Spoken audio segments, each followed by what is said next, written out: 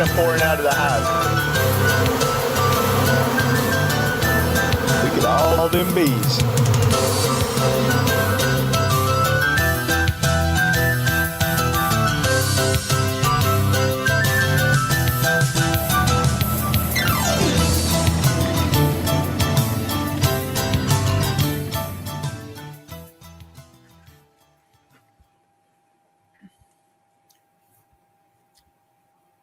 Well, hello, everybody. Welcome to the Thursday Night Bee Chat. Appreciate everybody coming tonight. All you folks over in the chat, y'all looking good tonight. Trying to say hello to everybody. I'm not sure. I'm a little bit behind here. Got to get Mark and Michael. I know Michael is just down the road here in Winston. They're having the North Carolina State Beekeepers Association meeting today, tomorrow, and Saturday down in Winston. So I'll be down there tomorrow and Saturday after lunch. Yeah, after lunch both days, cruising around, seeing what's going on. But I'll have to stop by and say hello to Michael. But we had July 4th, I guess, since our last chat. I think that's right. I did a parade in Bertha and had a good time, threw a lot of candy, cooked. Somebody asked me how the parade went, and I said, well, if you think about it, I was in a metal box with a heating element overhead, and that's kind of the definition of a toaster oven on broil, isn't it? So that's kind of what I felt like. Sounds like a blast. Whew. Yeah, and you're running about 2 miles an hour, so there's not a whole lot of not much wind there. So, but we had fun. Good turnout. Like I said, we threw lots of candy. I had some folks from the library in the back, and had the winner of a reading contest that they had at the library this summer, and his parents. So I think the dad had more fun than the son did. So he was up on the 50 cal in the pulpit the whole parade. So he was having a large time. But we'll what was that? Had a chicken nugget in an air fryer. Yeah, that was me. A olive drab chicken nugget. But we'll run around the horn here, see how everybody's doing. Got our panel here, Brad, Troy, and Glade. We're nationwide here and up north in Canada. We're in Kentucky, and we're out in Utah. So that's pretty cool. So Glade, what's going on out your way? Hot and dry. It seems that nothing's changing for you guys out there. Do you still have a little bit of flow going on? A little bit's coming in, yeah. Okay. Not fast, but just it's coming in. They're storing it. Sometimes they're putting it in the brood chamber, which isn't good, but yeah, they are storing it. And I pulled a few supers this week, so I'm gonna get a little bit of honey, but nothing like years past. So, and I've just been today. I was dropping queen cells in hives, and got a few more to do tomorrow. But pretty much like a toaster oven out there, trying to drop queen cells in blue sky, and it's 90 plus. I think we were 94 today. Wow. And we're supposed to hit triple digits by Saturday, Sunday, Monday, I think. Man, that's tough. Are your colonies still hanging in there? Are they staying strong? Or are you having to feed some already? No, they're hanging in there. Just kind of looking through them. I'm not sure there's not as much pollen coming in as I would expect. I mean, I see it coming in the door, but I think they must be consuming it just about as fast as they're bringing it in. So I'm half tempted to throw a pollen patty on them just to keep them going.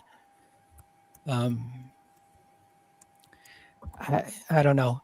Some of the hives have, a couple of frames of pollen stored, and some of them don't have anywhere near that. So I'm kind of thinking I might throw a pollen patty on them just to not. I don't want them to stop brooding up. Mhm. I want that brood to keep going for another couple of months here. Do you But have we sh- do you we have sh- small hive beetles out in Utah to worry about putting pollen patties in? Nope, Okay. we're too dry. Okay. No small hive beetle. From what I understand, they have to leave the hive to pupate, and they pupate Right. the ground. Our ground is so dry that they would probably dry out before they they could pupate. Well, that's a good thing. You don't have to worry about throwing pollen patties then. No, I've never that's had to one worry thing we about. have to worry about when you're throwing a pollen patty this time of year, man. The small hive beetles will go straight for it and make a mess. Not around here. Okay. Good deal. So, how about you, Troy? What's going on in Kentucky?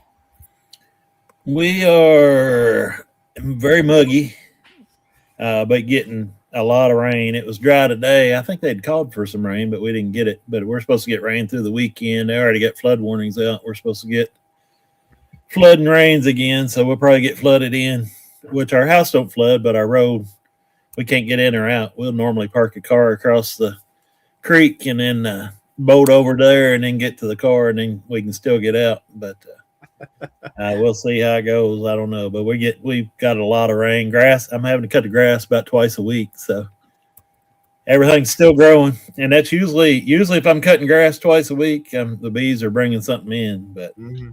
so we'll see how that goes. But I did pull most of the honey. I went out to the Milby yard and pulled honey out there. Any of them that were. Some of them, I was kind of disappointed. Some of them were, I got probably 30, 35 supers out there, and I pulled probably 25, and some of them were empty and they just wasn't doing anything with, and some of them were completely full. I still can't get used to you never know. They're all over the place. So, but I did get some honey off that yard. Now I got quite a bit of honey here at the house, and still got a little bit more I can pull here at the house, and had a hive or two. I had one super that was full of brood, so I'm gonna let them emerge and pull that one later, hopefully. But we'll see how it goes. So I don't know. I got about half out there what I thought I'd get. So I've got probably 20 frames or 20 supers or so to extract, and I got some equipment, ordered some new equipment, so I'm gonna wait for it to come in, and hopefully the hive beetles don't trash my stuff. I'm leery about it. It's gonna be about a week before my equipment gets here, if it gets here on time. So we'll see how it goes. Well, you got some more woodware coming in? No, I actually ordered a honey pump for the first time ever, and a clarifier, and wow, some different stuff. And I'm gonna use that. It's really a little late in the year to be ordering stuff like that, but I'm going to use it to try to dry out some. I got an idea for drying out some wet honey, so I'm going to try to use it for that. So we'll see how it goes, but I'm gonna extract this a little bit, use it for it, and kind of figure out my system and how I'm going to make it all work together. I've seen some people that's got some of the stuff like that. Try to make it all work together. We'll see. Everybody's got a little bit. Even the people that's got the same stuff has got a little bit different system, use it a little bit different way. So we'll see how it goes. Yeah. Okay. Well, that's going to be interesting. We could dry it out for you really quick, Troy. Just put on a trailer, drive through Utah, go home. It'll be dry as a bone. There you go. Take care of it. Yeah. Well, I hope that works out for you. You'll have to shoot some videos. Yeah, I definitely make some videos about that. It's been hard to get out and get any videos here lately. So yeah, but yeah, I'll do some in the honey house and I get to extracting that stuff. I'd like to do one for the weekend, but we'll see what happens. Yeah, it's hard right now to I try to plan ahead how I'm gonna do my videos because you have to be so dang fast. The bees are getting crazy I pulled some honey this week and put the wets back on today, and man, I wasn't in the yard, but just a few minutes today, and they just went wacky. That smell of honey in the air. So yeah, even as fast as you can go, you can still stir them up pretty easy. Well, that's one thing about it. I didn't take any wets out there because last time I took wets, it was a disaster. And they smelled all that, and they was all over me and the new stuff, and got in the honey house and everything. So I just pulled the honey off this time, and they didn't rob at all. It's funny because right now it's different, and I heard somebody else say it. I don't know who it was, but right now it's different parts of the day. You can go out there at one time of the day, and they'll be robbing like crazy, and go out there 2 hours later, and something's opened up or started blooming, or they're getting something. It's different at different times of the day. Very different. That's interesting. But yeah, I see the same thing. It seems like mine are a whole lot busier early in the morning, which is kind of backwards. I mean, in there too early. I did a little short video. It'll be out in, I don't know, a week or two, where I had a lay-in worker nuke, and I had to just transfer him to another box. And I went into him way early. The sun just came up. I guess it was about 7 or something. And so they didn't have a queen, and all the grumpy old foragers were at home. So they were real happy to see me. But I bush hogged in front of the hives the other day, and they normally pay no attention to me whatsoever when I'm bush hogging. And it was sunny, and there was no clouds in the sky, no sign of anything coming. But they was burning me up out in front of the hives. I was probably, 20 yards in front of the hives, and I was getting stung and couldn't figure out why. Well, it wasn't. I quit halfway through and said, I'll just do this later. And then I come to the house, and it wasn't 15 or 20 minutes. The storm clouds rolled in, and we had a storm. But the bees knew that it was fixing to rain, and they didn't like it. Yeah, it made a big difference in the way the bees acted out in front of the hives. It does. Right. You never know what to expect. Yep. So what's going on up in the Great North, Brad? Hot here too.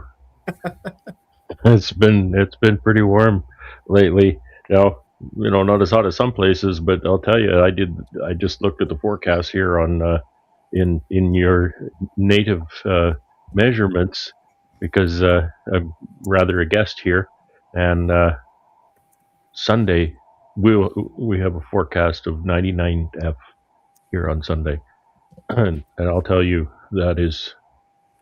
it does not get that hot here very often. That's going to be a really good day to stay indoors. Yeah, your humidity will be high too, won't it? Yeah, it's fairly humid. Right now, 76% right now. So it's fairly humid. Yeah. But our nectar flow is ramped up here, and we're kind of getting right into the main event. At this point. I've been talking to Ian, and he's all excited. He's stacking them high. Yeah. Your humidity's at 70%. Mine's at 20. Wow. Yeah. Yeah. So your humidity at 20. That's what we deal with for indoor humidity in the winter. Our humidity is about 20%. Between 20 and 30%. Very dry. That'll dry you out. Yeah. You get a lot of skin problems and whatnot. Yep. Make you itchy. So other than that, trying to stack some boxes up. I made a bunch of mating nukes recently. I got a little carried away with the grafting tool, so now that's whipping me and making me do my work. You gotta know when to stop. So how are your bees looking? You think you got it timed pretty good for the flow? The colony's looking good? Well, you know what? I don't spend too much worry timing anything for the flow. I just try to do my best, and it is what it is. There's some colonies are in 3 boxes now, and there's some that don't have any. So it really depends on what that colony is doing. I'm a small enough operation now that I can manage to run colonies of different stages When I was managing 150 colonies or more, that just didn't fly. So I had to make sure everything was the same. I just kind of take it as it goes now. But was it out at my out yard? I had made 4 nukes for my out yard, so I took them out there and transferred them, and they were in pro nukes, and I was a bit behind. They could have been transferred a week ago. There was one that was absolutely plugged out. Just crazy. So I'm going over there tomorrow with some boxes. Get some more honey supers on those tomorrow. Yep. Yeah, it's funny. You're getting your supers on, and a lot of folks are getting supers off for the season. Yep. So that those seasons, as you're down south, those spring and fall seasons are like this, and then as you go north, they come together and they just meet kind of where we are. They just meet in one giant flow in the center of the season. Yeah. That's what I was doing this week. I guess I started Sunday. I went out and checked some moistures to see what it was running, and then I got a skateboard zone. Let's see, that was Sunday. Got a skateboard zone Monday. Pulled honey on Tuesday. I let it dry until Thursday. Let's see, today's Thursday, yeah, and I extracted today and got the wets back on. So, but I'll turn right around and pull the wets back off, and I left 20. I've got supers on 20 hives. I left 20 supers out there. So I'll leave a few of those on, but I'll start drawing some comb next week. I've got some boxes of foundation ready and a few 100 pounds of sugar to make some syrup. So we'll start drawing comb next week. But you draw a lot of comb on syrup then, do you? I attempt it. It takes, this time of year, I can do it, but it takes a lot of syrup to do it. Okay. It's easier early in the spring, but I have so much trouble when I do it early in the spring. My bees just go crazy, and it seems like I have lots of swarming because I guess they get too big of a sugar buzz, and it just ain't worth it. So I'll wait till after the flow and draw. But man, it costs me about, I'll probably use 6 or 7 gallons of syrup to draw a box of comb out. So well, it's 1 to 1. A little bit lighter than 1 to 1. Oh, it's fairly light then. Yeah. It'll be around 0.8 or something like that. It won't be exact, but it'll be a little lighter than 1 to 1.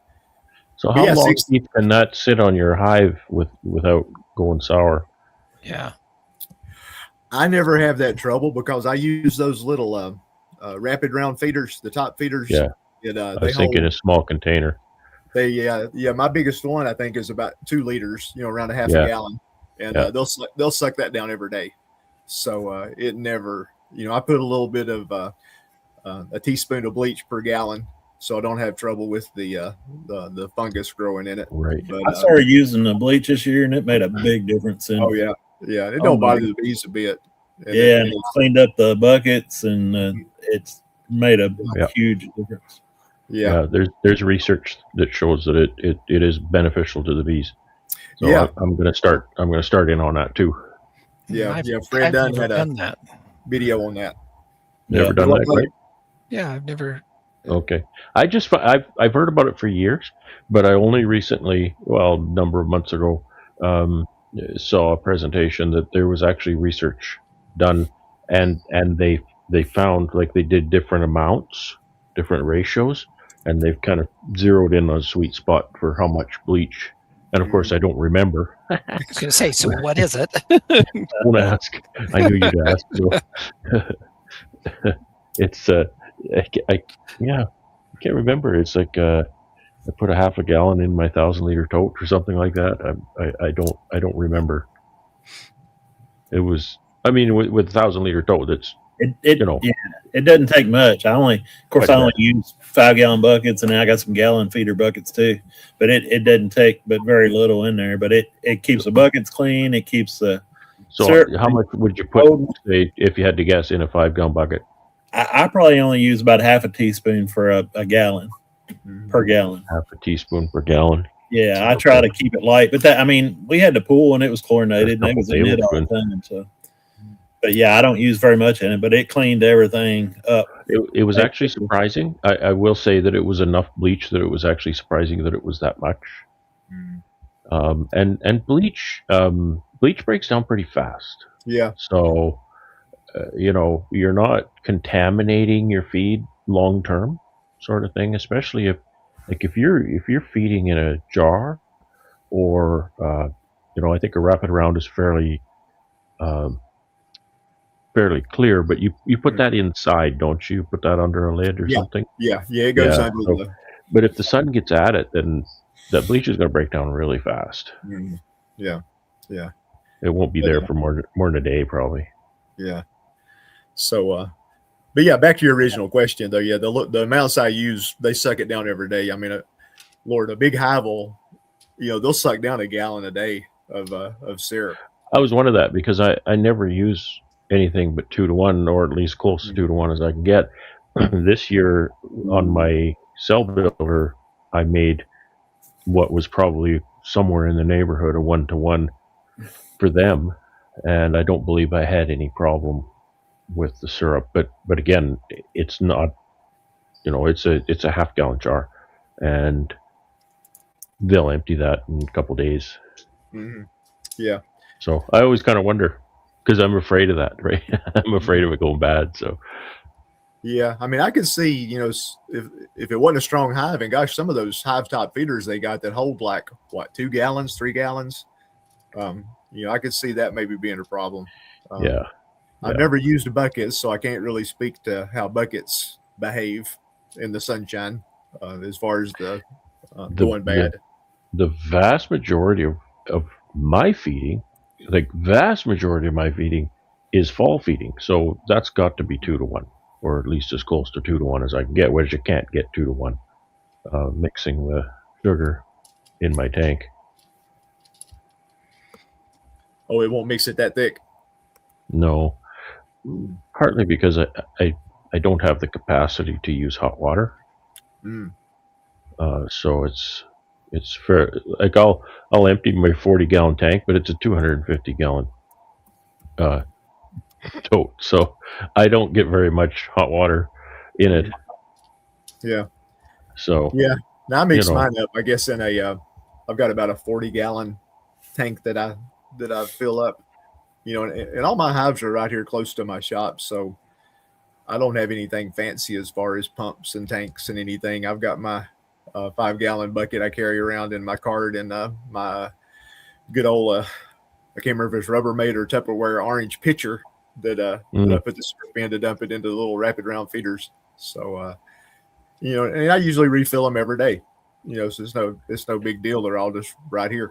That's part of my morning walk. When I take Samson out for our morning walk, I'll tie him the to a size of tree. apiary I have now, it's a little bit of a luxury what I'm doing. But when I was running full on, the most colonies I ever ran, I was mixing up 750 gallons of syrup every fall for the fall feeding. So I definitely had to develop something that was fairly large scale for that. And I really do prefer to mix my sugar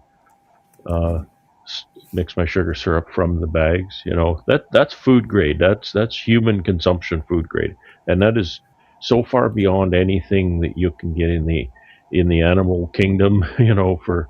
For animal feed and whatnot. It's so highly traceable and controlled and whatnot. I've just heard so many horror stories about people getting bad feed for their bees, and it just really sets me back. Plus the research really shows clearly that sucrose is by far the best winter feed for our area, for our long 5 months of being sequestered in the hive. Oh yeah. Any place that you're stuck in the hive long term, most of us are fortunate. I think It's me. Troy's, that our Me and Troy don't have trouble. Our bees get to fly a lot during the winter. So our feed don't have to be perfect, but obviously sugar's the way to go. But So yours are in there about that long too, Glade? Can be good 4 months at least. This last winter they weren't. They were flying about every 2 weeks. Oh wow. We were so warm, but I have some winters that they'll go in about middle of November and they don't come out till March. wow. That would drive me crazy. That would drive me crazy. How about you, Troy? Yeah, for sure. We get about 3 weeks and they're out again, so they don't stay in there long. I was wanting to say, we was talking about the feed. I bought a little pump that runs off my DeWalt battery, a 20-volt DeWalt battery, and that thing. Some of the stuff you buy, you're like, I should have had this 10 years ago, and that's one of them things. I can stick it down in a 5-gallon bucket, and it's just got a switch. You turn it off and on, and fill. I use division board feeders. And I can fill my division board feeders, and it doesn't spill everywhere. I can use it in a barrel. It's got a long stem on it where I can stick it down a 50-gallon drum, mix it with a trolling motor. And but man, that thing works great. I can't believe how good that thing works. Send me the link, Troy. I will do it. That's cool. I'm looking for something to. I made a tank to mix the syrup in. That works quite well, but when I get out to my yards, I need a tank and a pump, and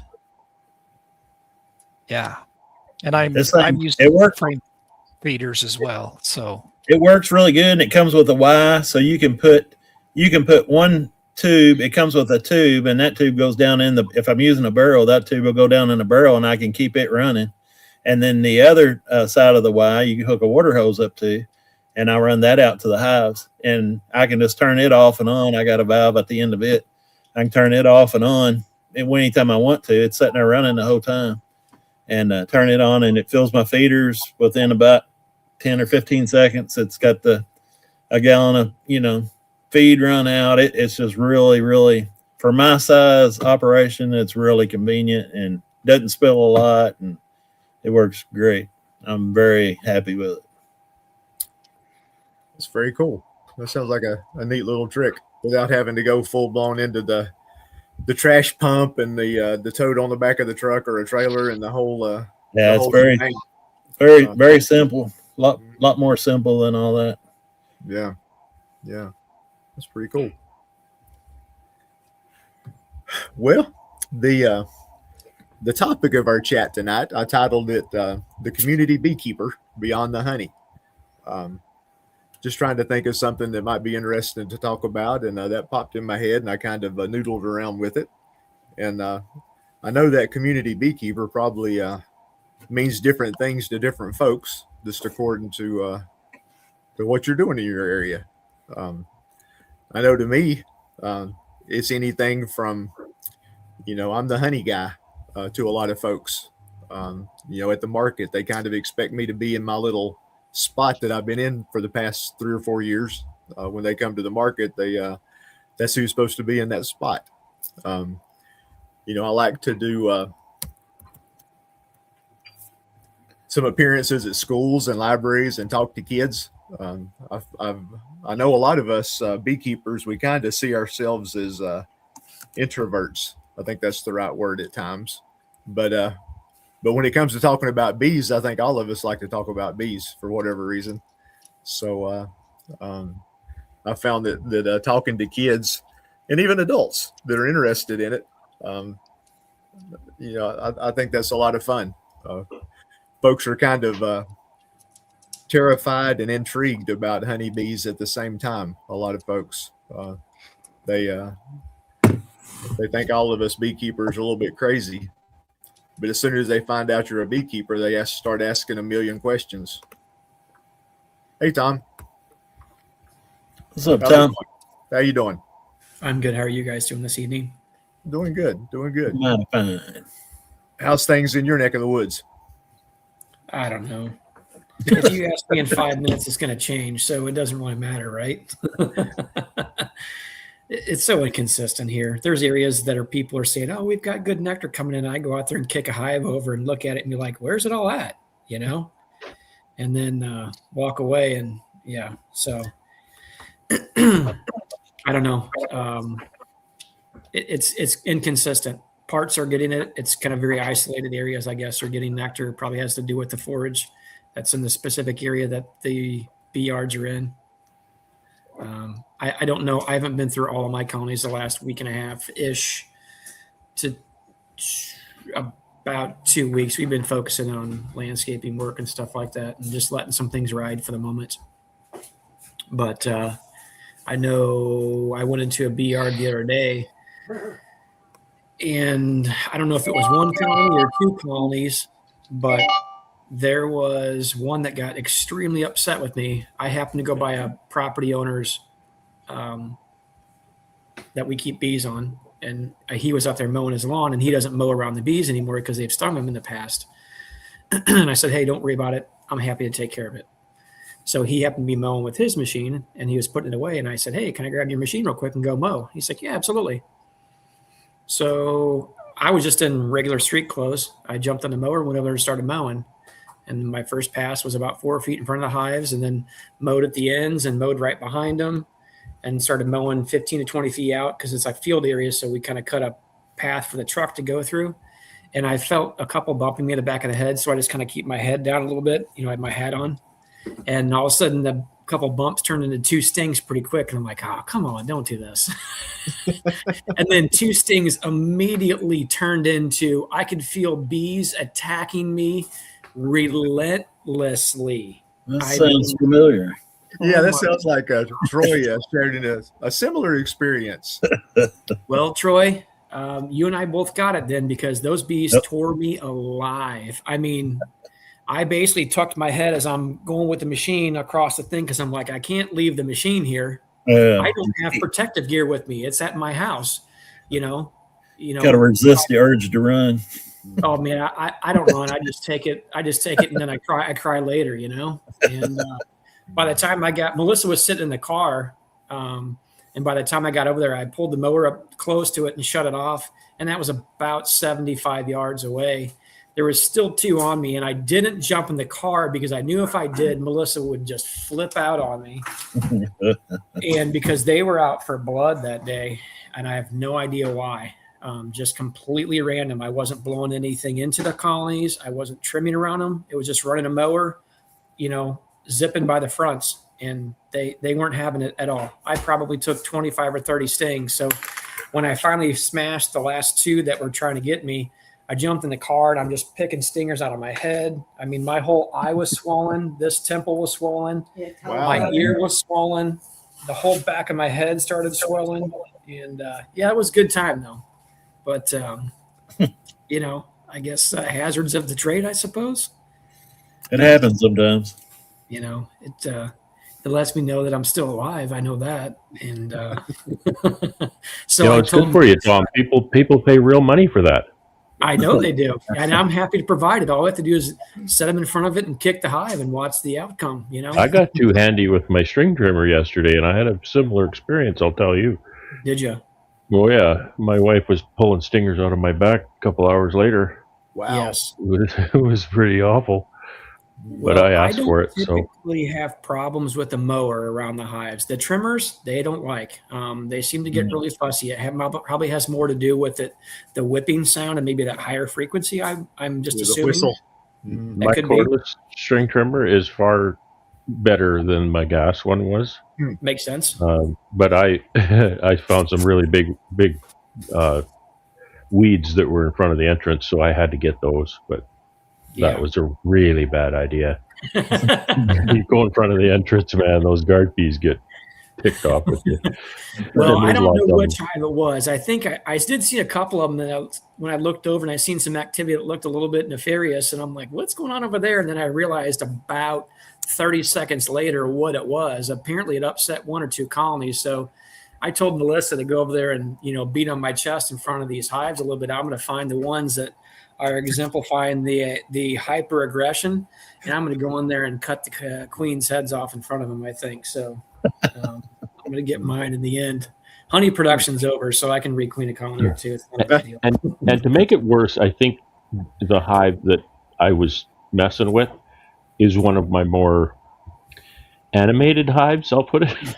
I wouldn't say my bees are spicy, Animated.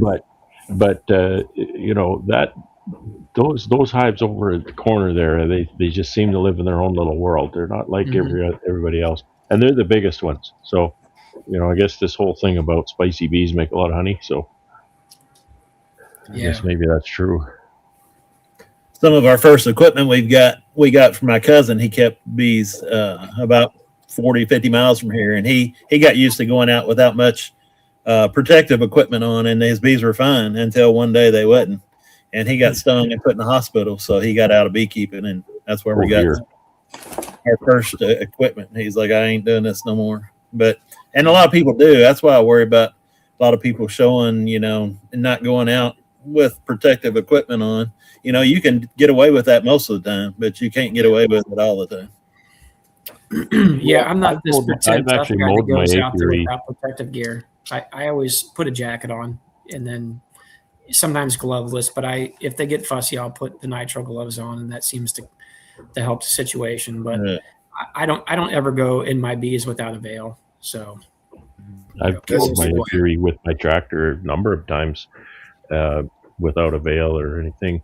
Usually just sunglasses, so I don't get one in the eye, maybe. But and often they don't pay any attention to me. I'm driving my tractor all the way down, and mower is bumping into the hive sometimes, and they don't usually pay any attention to me either. They did the other day. Do you know which hive it was, Troy? Yeah, it was all of them. Oh, That narrows it down. You're not too terribly far from me. Let me come over and we'll kick all your hives over and start sending some queens to heaven. Well, we had a storm on my story. We had a storm when I got back to the house. It wasn't a cloud in the sky when I was back there, but when I got to the house, the storm clouds come over, and they was aggravated because the storm was moving in, and I didn't know it. Yeah, a little low pressure, I guess, was causing a little sensitivity there. Yeah. Well, yeah, they're good little barometers. Yeah. Oh, for sure. But yeah, I had some. I was extracting honey today, and I had some folks from the club bring some honey over, and then a fella that I helped brought some honey over. But the folks from the club wanted to walk up and see my bee yard. So after we extracted the honey, while some stuff was draining, we cruised up there, and sure as the world, we turned the corner up at the little house, and one of the ladies got nailed on the arm, but they took off running. But it happens. It's a bee yard. That's what happens. Yeah. Imagine that in a bee yard. There's bees. Yeah, I can't imagine. And they all have stingers, except the guys. But oh well, she was fine. She didn't fuss. Uh, But yeah, there's That's a what I difference like to too. tell the kids when I teach. I do a little they call it farm field days, and they usually have the fourth graders, and Mhm. you tell them all the bees in the hive are girls except for a Yeah. few, and that the boys all get kicked out for winter, and Mhm. the girls all think that's great, and the boys are like, that's not fair. Yeah. That's always fun when you're talking to kids when you get to that part, because they all react the same way. The girls love that the ladies rule the hive, and and the guys are just there. They it's according to what age the kids are. I usually don't get into the whole reproductive thing a whole lot with kids, because I'll embarrass myself. But they'll know more than I do, and I don't want to go there. But yeah, the girls like that the workers are all ladies. The little boys, they like all the stuff about the queens killing each other and pooping on and not pooping in the hive, and that's the stuff the little boys like. But I found that if I take my observation hive to an event or something, where there's public, I have to be careful not to squish a bee or something, because if you squish a bee in that hive, that is the only thing they'll see. It's like, oh, look at the bees, look at the dead bee. Yeah. It's like, did you see the dead bee? And Still dead. did you see there's a dead bee? Did you see the dead bee? Did you see the queen? Can you find the queen? Yeah, but there's a dead bee. Did you see the dead bee? No, there's a queen, but there's a dead bee. And they just go on and on about this. Yes, I know. Yeah.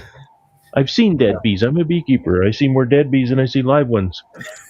We've probably killed more bees than. And I've killed half of them. It's just hilarious how it's just like you can't one track mind, right? Yeah, they do that now.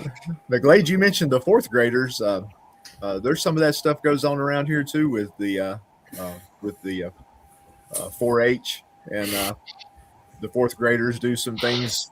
My wife is involved with a local old historic law school, and they bring the fourth graders there to show them how folks did things back in the 1800s. Everything from Michelle's piece of it is yarn, knitting socks. Where'd you get your socks from back in the 1800s? You didn't go to Walmart. Where did they come from?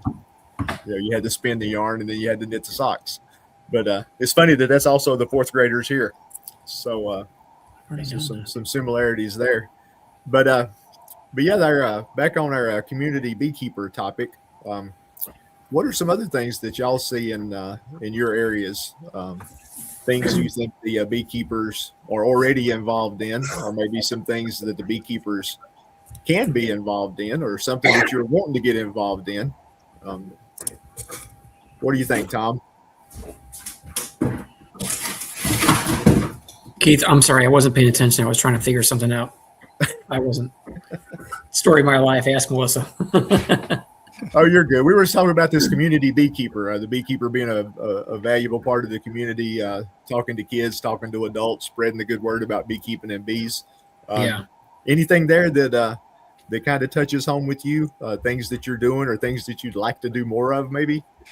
Well, I'll start by first, I pick on Melissa. Everybody knows that, but I'm going to throw her some accolades now. Melissa is extremely, well, she's a lot of good things, but she's extremely good with young kids. She went to college for that and all that good stuff. So she can deal with them in a way that I cannot. So I don't typically go visit the little bitty ones. If it was teenagers or adults, that's more my field of comfortability, what have you. Melissa can handle the little ones where I might get a little more frustrated. But anyway, so Melissa does most of that when it comes to the young kids, and I absolutely agree with that. I mean, that's the next generation. That's what we need to focus on a lot. Yeah. I mean, it's really important. It definitely is. Like I said, that is not my forte, not my strong suit there with them, but Melissa really handles that extremely well. So it's funny is Melissa does a lot of those. Often I may be working doing something and she'll be, doing one of those, or sometimes it's one a month. So there'll be several across the year. It may be a retirement facility. It may be a memory care facility, of like nursing type areas, elementary schools. And, that's one of those things that a lot of presentations that we give, we will charge for. But when it comes to those things, those are all give backs to the community, the retirement facilities, the younger kids and stuff like that. Melissa always usually takes with her honey straws and gives those away, to the kids or to the elderly folks, whomever. And it's just kind of a nice little treat, little gift for them or what have you. So I think people should definitely, reach out to the community. I think it's extremely important. I will also just point out and say that I think that knowledge is power. Most people don't like honeybees because they don't know them or don't understand them, or they're ignorant of them. And when you start to explain things and you start to drop down little factoids about honeybees and different things that they do and how the colony works and things like that, they become very, very interested. And then usually the one word that comes to mind is people are like, wow. And then that followed up with, I never knew that. Mm-hmm. And so then they start asking a lot of questions. So it's an opportunity to engage the community and to help them understand the importance of it. So yes, absolutely. People should If you feel like that you're not a knowledgeable beekeeper, if you have a few factoids in your back pocket, you can absolutely entertain people with that, and I think that you should. Yeah, and that's a good point, that Tom made there. You don't have to be a master beekeeper to talk to folks about bees. If you're a beekeeper and you're keeping bees and you're keeping your bees healthy, you know more than the majority of folks you're going to be talking to anyway. And Yeah. and you don't have to dazzle them with brilliance. Just the basics of bees are amazing. When you talk to kids about it, and I always have like a outline of the stuff I'm going to talk about, and then it's like who was it? Mike Tyson talking about you have a good plan till you get punched in the face. Well, the kids are the same way. You got a good outline until they start asking questions. But you got to go to what interests them. If especially the kids, like Brian mentioned earlier, the kids that are paying attention are really interested in it. You pay a little bit more attention to them, and if they've got questions, you need to talk to them. I'll let Melissa explain something real quick, but she has a very, very unique way of dealing with the kids, keeping their attention and kind of directing them or steering their path, because we all know, especially like Brad was talking about earlier, hey, the dead bee. Well, look at this. Yeah, the dead bee. It's the young male mind. They're very, very single track, and they can't get off certain things. And we're humored by very, very simple and things. But Melissa has kind of a way. Why don't you explain that? She kind of has a way that she kind of deals with them a little bit. I think it's kind of interesting. So when I do elementary schools, I like to do no more than like 2, maybe 3 classes together. So smaller groups, and do them like for sessions that are no more than 30 minutes, because again, their attention spans are only so long. And when I first started, I you're kind of nervous. You're doing this for the first time. You don't really know what to expect. So I had like a whole talk outline, like I was giving a talk at a conference or something like that. And it worked okay, but I realized these kids have questions and they just want to talk. So now, I still have that outline just as a guideline, so I don't forget to hit certain points or talk about something or whatever. But I mostly just go in there and introduce myself and tell them about the different types of bees and what bees do. And then I ask them what they know about bees. And it's more like a conversation with the group instead of me just standing up there telling them all these bee facts. And that, I think, keeps them more engaged and is more interesting to them. And I also always bring a bunch of stuff because, like I said, kids that age, their attention span is only so long. So I usually only talk for about 15, 20 minutes. And then I bring a bunch of stuff for them to – that's right, Brian. A bunch of stuff for them to explore. So I bring – a bunch of my sample lip balm so they can smell everything. And I set this all out around the classroom or wherever on different tables. I bring all of my bee, the bee jacket, the hive tools. I bring my little mini hive. I bring different samples of honey. I bring candles. A piece of comb, a piece of honey in the frame. And the kids can then, after we get done talking, I leave them no more than 5 or 10 minutes, because otherwise they're going to destroy your stuff. So the last they're hard on comb. Yeah. Well, bring comb you don't want anymore. Touch the comb, because when I first started doing it, I let them touch the comb, and by the end of the day, which I knew it wasn't going to be any good by the end of the day, but then they're all sticky too, and that's the part I didn't like. So they can't touch the comb anymore, but I do bring comb for them to see. Anyway. And I'll bring an undrawn frame too, because they don't understand how the bees are drawing this wax out, right? So anyway, the last 5 or 10 minutes, I let the kids. Well, I'm going to start bringing that technical beekeeping smoker. How about that, Eric? Eric, that's something I would do. So anyway, the last 5 or 10 minutes, I let them get up and just touch everything and smell the beeswax and look at the different colors of honey, because I'll bring several different honeys. And smell the lip balms and things like that, and that gets them more interested and brings up more questions. And when I've done like middle school and older kids, So little ones, I never let them taste honey because I don't know anybody's allergies, and they're little, right? So, but I always send home honey sticks, honey straws with them. But I don't let them taste honey in the elementary school. Now, the middle school kids and older, they know what their allergies are by then. So I'll bring like all the honey exchanges that we do at Nabi and whatnot. I'll bring a bunch of different honeys from all over and let the kids do like a little, taste test sampling at the end, if they want to. In addition to it, I still bring all those things for them to check out and whatnot. But yeah, that's kind of how I handle that. And it goes really well. It is exhausting because the one school I do, it's all day from 8 a.m. until 2. And I have a class like every 25 minutes all day long. And by the end of the day, you're like, oh my gosh. But it's funny because the teachers at the beginning, they're all excited, like, all right, we're here to talk about the honeybees. Everybody sit down. Let's, listen. At the end of the day, the teachers sit down and be quiet. The teachers are done by the end of the day because they too are traveling these kids from classroom to classroom to see all these different people talk about this, that, and the other. But it's fun. I like going and doing the kids. Yeah, I have trouble doing when you do lots of classes like that over and over and over, remembering what I've told this class. It's like, did I talk about this already? Well, and that's one of the nice things about doing it the question and answer wise is because I'm like, okay, I'm here every year. These kids are hearing this exact same spiel from last year. Whereas if I let it be more child directed, they're kind of leading where we go and what they want to know. So they're not necessarily hearing the same thing year after year.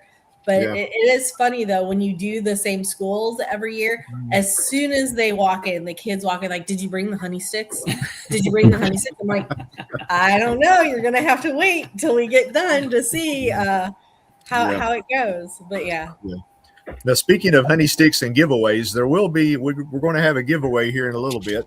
If I can figure out how to work the little wheel to spin it and do all that good stuff, that might be fun to watch just to see me try to do this. I'm looking forward to watching you try to do that. We shall see.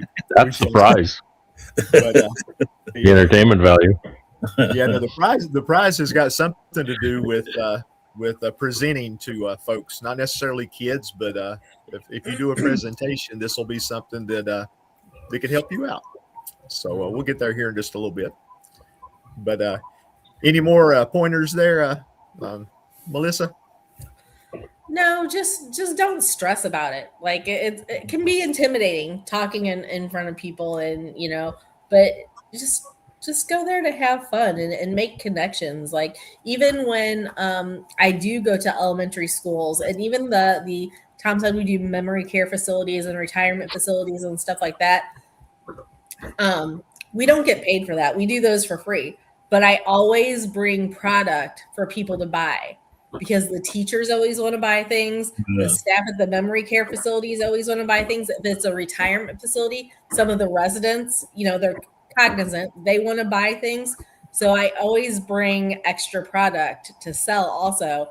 And we've got paid that way, or even made connections about doing different markets from, I do this market here, or, things like that. So always think about when you do these things, those are all networking opportunities. So don't ever forget that, as far as like the sales, the profit side of it.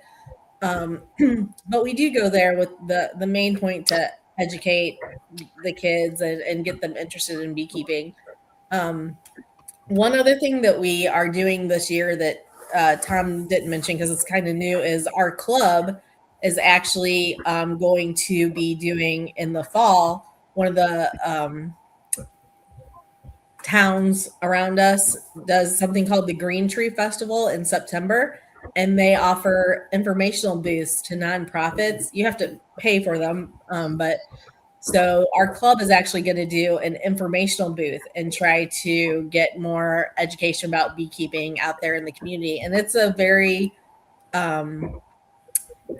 well-established festival that happens every year with a good following. So that'll be interesting to see how that goes as far as talking to individuals, getting more information about beekeeping out there, maybe getting some people interested in beekeeping. So that's something that you can do. and even at our own booths, our market booths, we always have flyers about our club or about the state organization, and constantly talking to people and educating them at our markets too.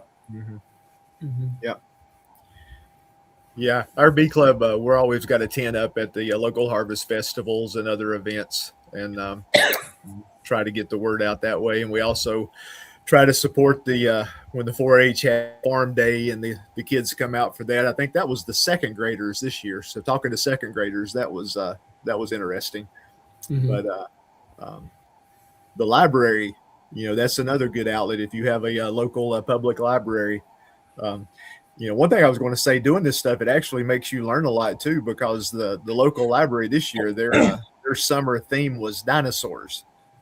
Kids love dinosaurs. All kids know every dinosaur there is out there.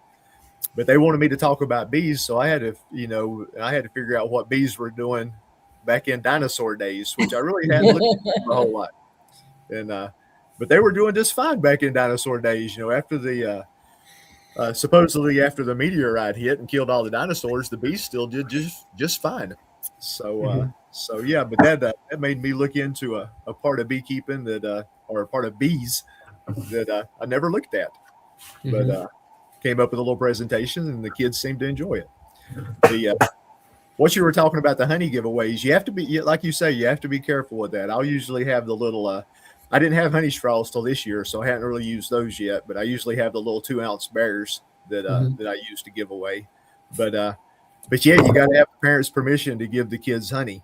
Yeah. So if you're doing something in a school, you got to do that ahead of time. Get the kids to take a little note home and get their parents to sign it, or if their parents bring them to the library, of course, that makes it easy. But that is something you have to think about. You can't just pass out samples.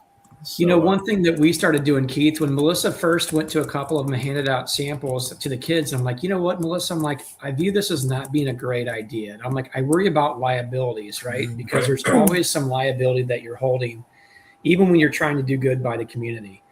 So I told her, I'm like, how do we do this? Because I don't want to not allow the kids to partake in it, but I don't want to create a situation either. So what we said was, let's do this. Let's take the straws. We can give them to the teacher or the person who's responsible in the classroom, and whomever she divvies them out to, now the responsibility becomes hers. As much as I hate to say that, I want to offer the goodwill gesture, but I don't want someone to come after me, And the teacher would probably have a good understanding of any allergies, because typically schools have that sort of stuff on file. So we thought that was the next best option.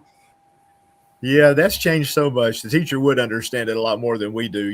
When we were in school, gosh, parents sent in snacks and you did all kinds of stuff that it's just horrible. You can't do that. I can't believe y'all did that, but it's a different world. It was no big deal back in the day. That's right. But now it's a big deal. So how about you, Glade? You mentioned talking to the fourth graders. What else goes on in your area where the beekeepers can be a part of? No, I think this looks like. Well, I've been doing classes for beginner beekeepers and advanced beekeepers, and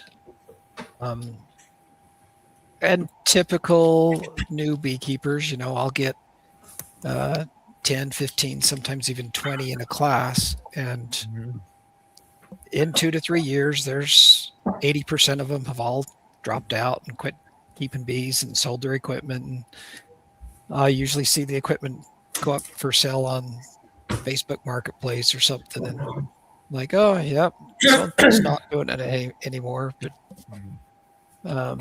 so I've been doing that, and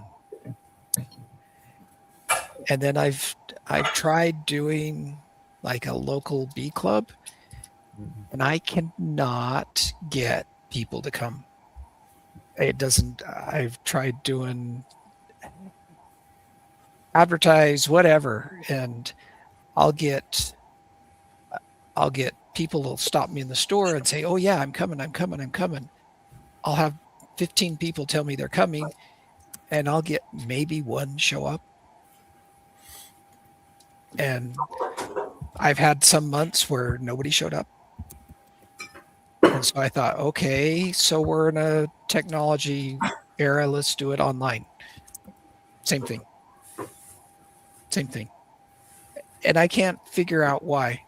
I maybe it's just me. They don't like that. But, you know, I get people ask me all the time questions, you know, my bees are doing this. What am I supposed to do? What am I supposed to do? What am I supposed to do? And I'm like, you know what? If we could all sit in the same room, kind of like we do here, and have a chat, I could answer 20 questions and educate some of the new beekeepers. They won't come. They won't jump online. They won't do it. And I can't figure out why.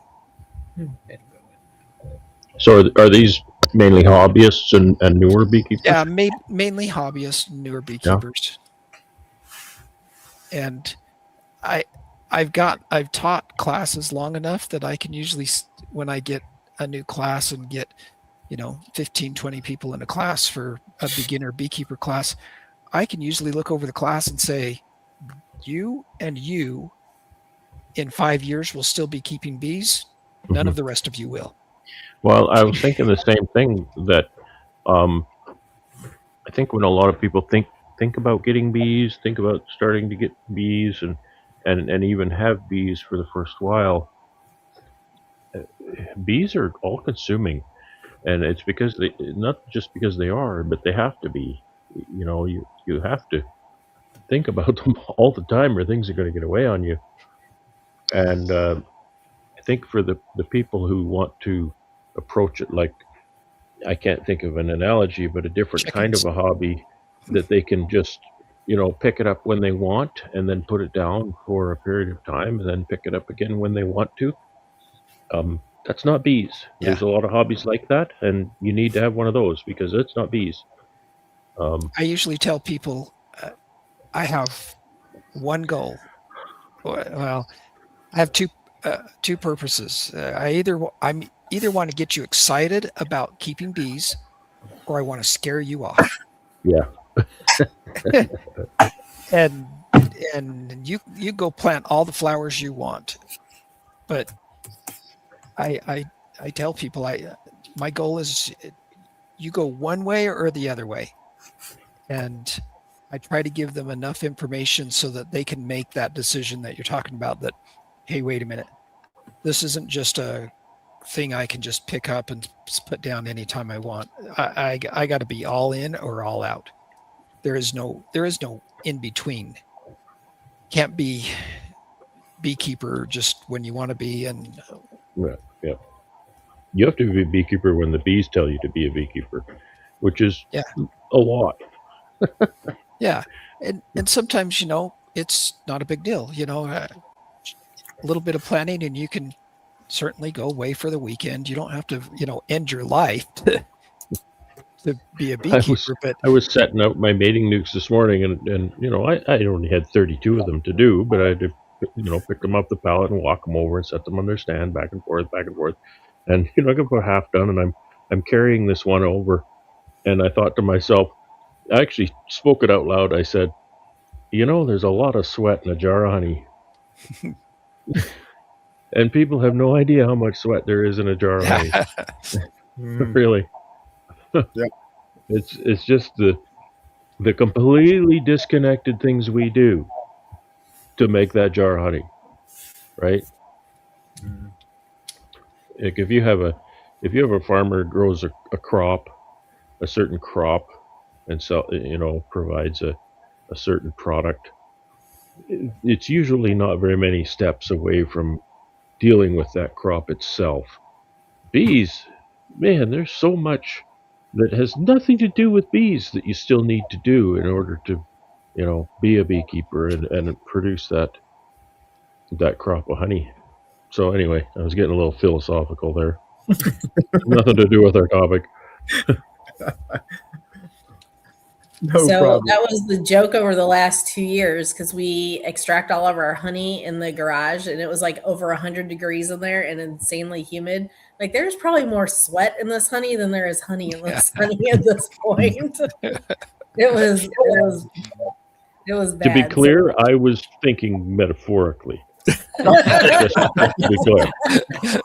I'm pretty sure there's no actual sweat in my honey, but I mean, I'm I sure can't there's speak for anybody not, else. but it my was moisture so content bad. is appropriate. Brad, yeah, we were Yeah, too, us, right? same. Yeah. Grammy says sweat equity. So this year, to help alleviate that issue, Tom actually just today finished running new circuits and wiring all to our garage so we can install a AC system in there here next week. So we can at least keep it in the 80s instead of the hundreds. Yeah, I've got AC in my honey house, and I'm glad to have it. I warm it up in there at night and get it real hot because the honey will stay warm, even when it's, and then I'll cool it down in the morning when I go in there to work all day. So It doesn't that's extract very well when it's cold. well, it'll stay. The honey stays warm though. The honey's thick enough; it won't cool down as quick as the room will. So it extracts fine. But yeah, I'm not gonna be in there in 100 degrees extracting honey. It would come out good, but yeah, it comes out fine. Oh, yeah. Well, if you know you only are running the AC when you're in there and you're only cooling it down to 80 degrees, I mean that's even going to be that honey's not going to cool off enough to no, it comes out cooling it down to a comfortable temperature around 70-ish. A lot of people say that's their least favorite thing to do is extracting, getting in the honey house and extracting honey. But that's what I work for. That's what I work for the whole year is to be in there. I love to getting that honey in there and then going to town extracting honey. I don't care how long it takes me. That's what I like to do. That's like the pinnacle of what all this sweat has been for these, all these months that I've been working. So I love it. Troy, you and I should talk because we could become best friends overnight. So Mark, that's what we were going to do, like a mini split in there. We just didn't have time to do all the things. So he ran all the wiring to put a mini split in there, but we're just going to do a window unit this year and then get the mini split later on this fall is the idea. That would be nice. I could do that in my garage where I'm extracting honey. It was pretty miserable in there today, but you just drink lots of water and Gatorade and keep getting it. So yeah. Well, we usually run some fans in there, and we also run 2 dehumidifiers in there as well. Yep. We try to keep the air somewhere between 30 and 40%. The lower you keep it, because most people don't think about this. If you are in an extremely humid climate, much like, well, Brad, maybe not so much, Keith for sure, Glade not so much, Troy for sure, and us in a very humid climate, when you are slinging honey and there's a lot of humidity in the air, you are pulling moisture into that honey. People will say, well, when I checked it, it was 17%.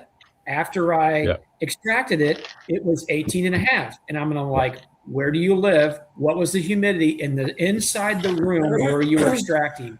No. That was the fastest way to pull moisture into honey is by slinging honey in a humid atmosphere.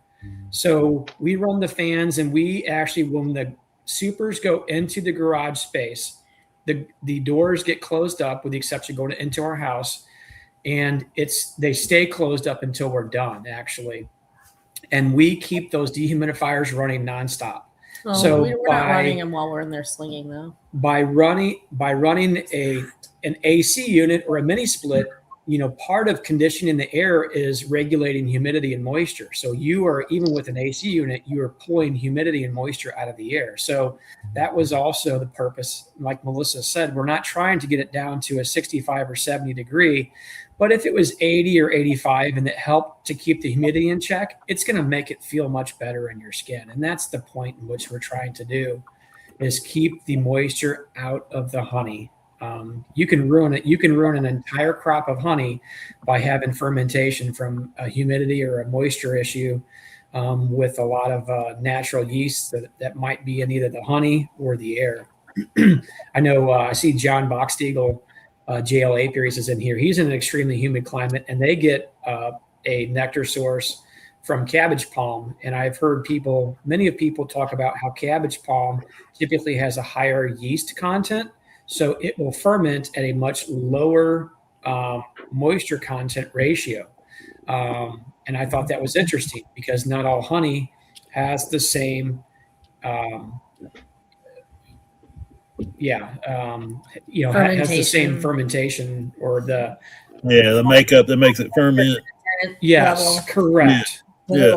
That's a really good point, Tom. And this also, my comment is not on topic, but that's a really good point because we talk about this safe, moisture level thing. That's not a constant. That's not a 100%. That's a a very, very common. When you talk about 18%, that kind of thing. A lot of honey, especially North American honey, is safe at 18%. That's not a constant. Some honey is safe at 20%. Yeah. Right? Some honey, like you're saying, isn't safe until you get down to 16% or less. Mm-hmm. So I think a lot of times when we talk about that, people aren't realizing that that's not a universal safe zone. It's basically an average, Yes. Yeah, something to shoot for. Yeah, I keep my honey house down to about 50, especially when I'm extracting. Or below 50. It's down to about 40 to 45 right now. Yeah, that's so good. Supers in there waiting. So yeah, I know. I think 50 is the cutoff. Above 50, it gets moisture, and below 50, it takes out moisture. So 50 is about 50 is about 18%. Yeah. So here's another thing while we're kind of on this, and Keith, I apologize if we've completely derailed this. Please. Yeah, that never happens on No, that. I mean, We're always my just mind's like a straight, gnat goes straight here. down the road. So here's something else to actually think about when you're talking about honey, extraction, bottling, all this sort of stuff, much like on the same topic that Brad and I are headed down right now. It is definitely very easy to add moisture to it, so constantly check that. But here's something else to think about that I hear often on social media. People are like, all of my honey frames are not capped. I need to get them capped so that I can extract. And I'm like, actually, if they are not capped and the moisture is a little high, that is much easier to bring the moisture content down than if they're capped. Still possible to do through cappings. You can pull moisture through cappings. It takes a little bit longer, and it may take a little bit lower humidity to make that happen quicker. But if you have a good if your nectar is at 22 or 23% or higher than that, and it's dropping out of the frames, that's probably a little bit extreme. Let them get a little bit further seasoned on that, but you can absolutely bring them into a dry air room, much like what Troy was talking about. You get down around that, maybe even 40% or below that would be helpful. And then at that point in time, you can pull moisture from that honey in the frames. When you have put it into a bucket, good luck. It's going to take much longer. You're going to have to add some heat to it, constantly move it around, and add a lot of dry air to it to get it. Pain. Well, and that also goes for when you're pulling capped honey. Just because it's capped doesn't mean that the moisture percent that it's capped at inside the hive is what it's going to stay at. Because if you're somewhere where it's humid, again, like we were saying, that liquid honey can pull in moisture when it's really humid. Because we've pulled honey when it was drizzly outside, and that we got it back to the garage, and it's capped honey, and it's testing at 19%. So just the bees are the ones in the hive, once it's capped, keeping it at the moisture content that they capped it at. Once you take it away from those bees and they're not maintaining anymore, it's free game for the elements to do to it what the elements are going to do to it. So don't think just because you have capped honey and you brought it home, it's going to stay that moisture content if you're in a humid environment. So that's just, that's why it's always important to check your moisture content and to know where it is. Not just say, oh, it's capped, I'm good, because that may not be the reality.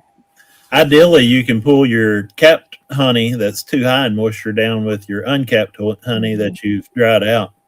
And I do that a lot.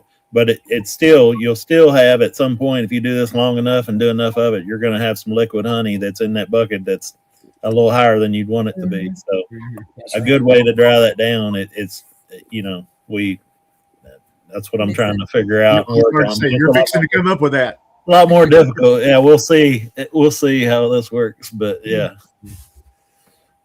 Yeah. One of the y'all know I like uncapped honey because it's so easy to run through the extractor. You don't waste any time at all. One of the fellas that brought some honey over today for me to extract. It was beautiful capped frames, but it was such a pain. Think of all the candles you can make though with those wax cappings. Yeah. All the lip balms and candles you can make. You know, after he got going and I got back to my honey, it's like, shoom, yeah, it was just so much easier. So, but anyway, and for me, the saying, if you can't shake it, take it, holds true 99% of the time. Yeah. If it doesn't come out of the comb when you shake it a little bit, it's good. Take it. Yeah. And like Tom, like you mentioned earlier, I actually had a fellow on Facebook on a North Carolina group was asking about how high of a percentage can you dry down safely? You know, and I told him 20 was easy, you know, and he was wanting a higher number than that. And I'm like, it's going to fall out of frames. You know, you're not going to, you can't, yeah. You know, I'm not going to give you a number. It's not going to work if it's water. So, that's right. You're gonna be driving down the road and it's gonna be splashing out of the. You're not going to have to shake it. All you have to do is like turn it up and it just pour it out. So yeah, you probably don't want to dry that down. Just drain it up. Yeah, that's right. I Thanks, like that Mark, idea. for the super chat there. I do appreciate it. I think you're right there, Grammy. When the flow slows down, they're just not producing the wax in order to cap it, is what happens. Right. So, yeah. Well, and they know that they're going to use it. Right. And so they're very, like, bees are smart and very, very thrifty. They're not going to seal it all up because they're going to use it, you know, fairly quickly. They just leave it and then they use it over the next couple of weeks. That's right. I tell people the cap-ins are like Tupperware. You know, if you're gonna seal it up and keep it for a while, you put it in the Tupperware and you burp it and save it. But I think it also happens on the other end. It seems like my hives when the poplar flow really hits hard, it's like they're bringing it in so fast. It's like they don't have time to cap it. They just keep filling up cells, filling, and they rarely cap any of it. So you know, if I waited for them to cap it, that would just totally crazy. Mess up the way I do things. So yeah. And this is the place to push the refractometer. If you don't have one and you're not, or if you have one and you're not using it, change that. Start using a refractometer. They're cheap, they're convenient, they're easy to use. Take it to the apiary, check the honey in the hive before you start pulling honey. Yep. You don't want surprises in the honey house. That's right. Use your refractometer, and you do not want to put it in a jar if it's not dry. No matter how much experience you have, you can't tell without a refractometer what that moisture is. A lot of people, they can tell, I can tell it's good, but there's too much variability in the temperatures. You know, if it's warmer, it's going to be more liquid. If it's colder, it's going to be thicker. You can't you need a refractometer to really be able to tell what it is. Right. Yep. Yeah. You can get an idea without it, but to tell what it really is, you need a refractometer. Absolutely. Yeah, like you say, you can't tell by looking because a lot of times I'll have honey that most of it I ran through my drying room. So when I go to spin it out, it's been in a room that's been around 90 degrees, so it spins out fairly easy. But then when it starts running out of the extractor, you know, the way it runs, you think, oh man, I have screwed up something. This is looking way too thin. But you check the moisture on it, and it's, you know, it's but it's just because of the heat that it's So the 21st bee here, Michael's talking about a commercial drying machine. That sounds expensive. Yeah, I like that idea. Yeah, my buddy's fixing to buy one, but they say, I looked it up and they say that it can bring it down almost overnight, like 12 hours. Wow. Yeah, that's crazy. Down. So I'm just curious, this machine or machine sizes that they're using, what is I'm sure the cost kind of vary based upon probably the size of it. I'm just curious, what does that look like in terms of money for one of these things? The ones I looked at started at about between somewhere around $6,000-7,000, and most of them are a lot. That's a real small one. Yeah. Most of them are a lot higher than that, more like $10,000 or $12,000. Wow. Okay. Yeah. You need a big operation to justify that Yeah. cost, of course. Yeah, my little box fans and dehumidifier and my little heater, they work just fine. Mhm. Michael also brings up a very good point up there a little bit further. He says, learn how to calibrate the refractometer. Don't store it in the garage, then the calibration liquid and air conditioning. He stores all his together to equalize the temperature. Yeah, that's a good point. That's one thing. Like I went to the Honey Show Academy here, 2 weeks ago, and we were talking about like testing honeys and things like that. And we have to have a refractometer just in case there's something questionable. Like, don't just take, like, if you store your refractometer in the house but your honey's all out in the garage, they're two different temperatures. The refractometer and the honey has to be the same temperature. Don't, Yes, condensation will happen when those two have very big differences in temperatures. They both need to equalize before you test it to the same temp.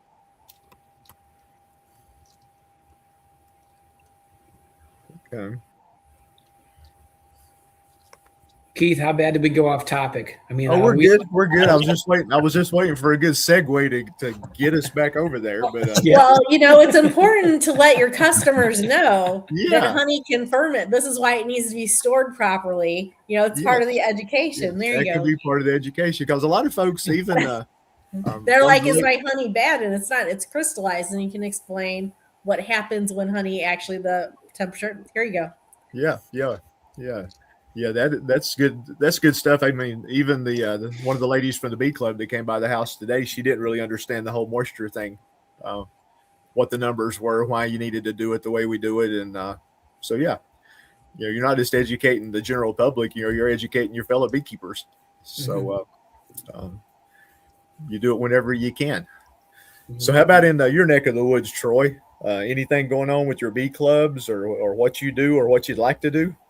Some thoughts I had while everybody else was kind of talking. I talked to a garden club one time, and there was about 30 or 40 people in the garden club.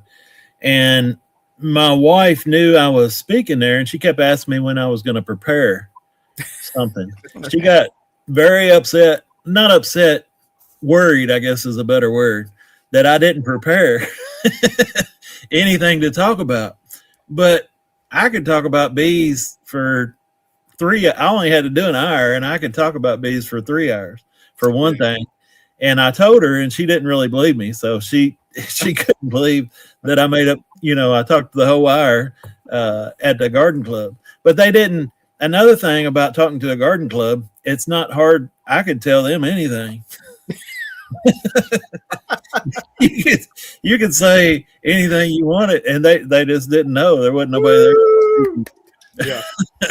But after the fact, she kind of understood better. It's not too hard to talk. And I don't get nervous talking to kids. You never know what they was going to say. Sometimes I'll let the kids take the lead and ask questions. There was one little boy at the last talk I did that started asking questions, and I started acknowledging him, and the teacher was behind him like, don't get him started. Don't encourage him. But I answered his questions, and it was one after another, and the teacher finally told him, let somebody else ask some questions. Well, Johnny. Yeah. There's always one in the class. But they're not, that's not, it doesn't make me nervous or intimidated or whatever. And I don't have the other group, I think about is, if I talk to experienced beekeepers, the worst I might get from a group of experienced beekeepers is, that's one way to do it, and here's another way.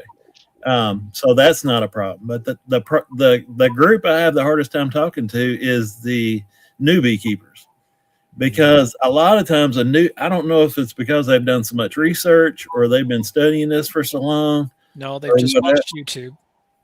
Or watch YouTube or what it is. But there'll be somebody that'll argue with me during a presentation if I'm talking to new beekeepers, and somebody will say, that's not the way you do that. That's not the way I read it. It don't work that way. I'm like, well, how long have you been keeping bees? I get my bees in April. Yeah. Well, Oh, maybe one day when you're doing a talk, That's a parrot, is what that is. you can tell people what you think. But That's a parrot.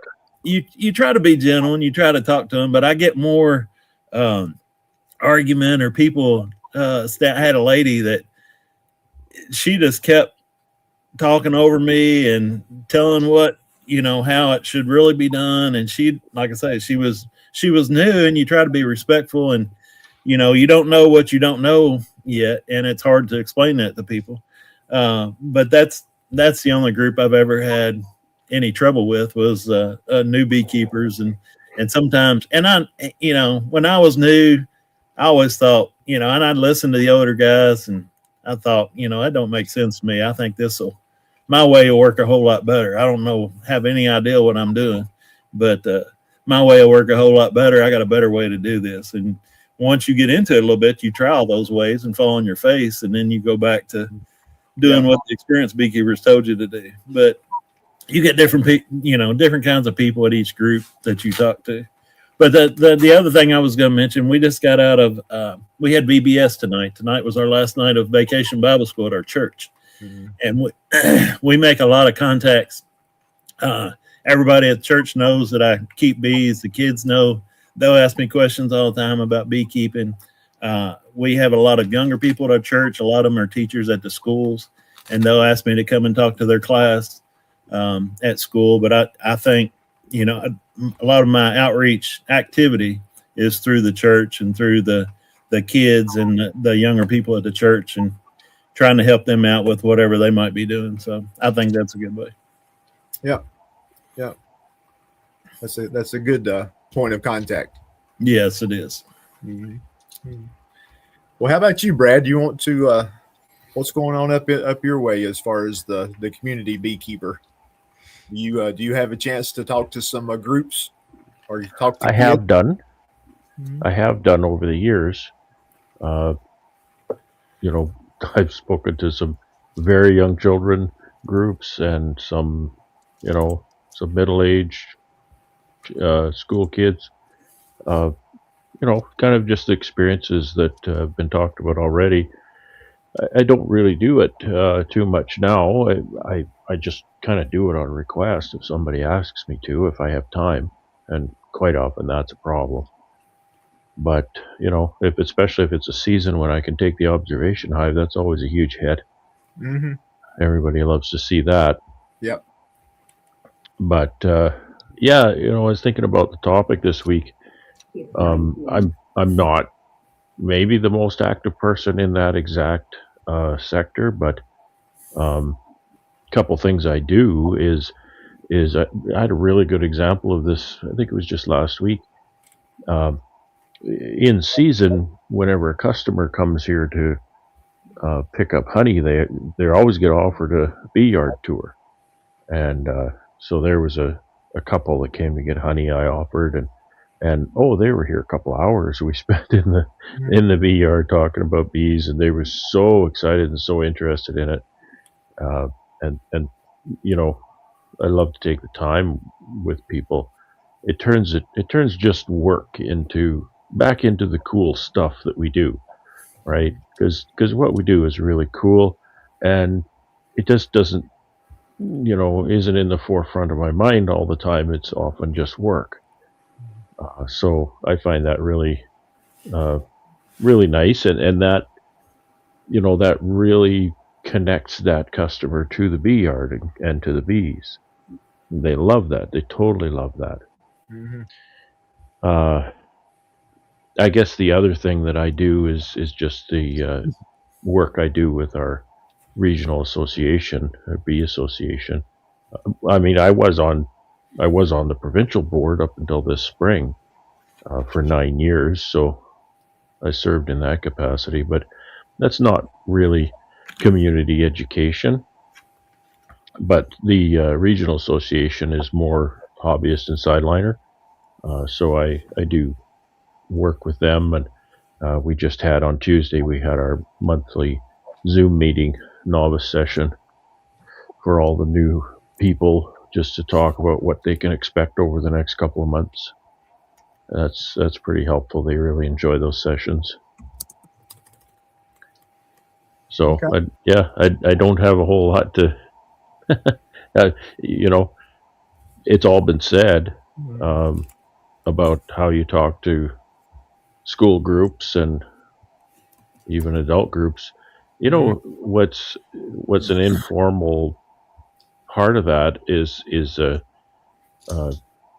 markets that you do. You do farmers That's what I markets was or thinking of. events and whatnot, and you, especially if you have the observation hive. My wife hates that observation hive because she ends up doing all the sales, and I stand there talking bees all day. That's But why my wife comes with me when I do farmers market, because it, she knows I'll get stuck talking bees, and then I yeah, can't deal with selling honey. And that's right. But you know what? To have a table selling honey and to have the beekeeper standing behind the table, that's worth a lot to people. Oh yeah. That's worth a lot to. It's not some random person flogging a random product. Yep. This is the work of my hands, Yep. and I'm the one. You know, there's a good amount of my sweat in these jars, figuratively, Tom.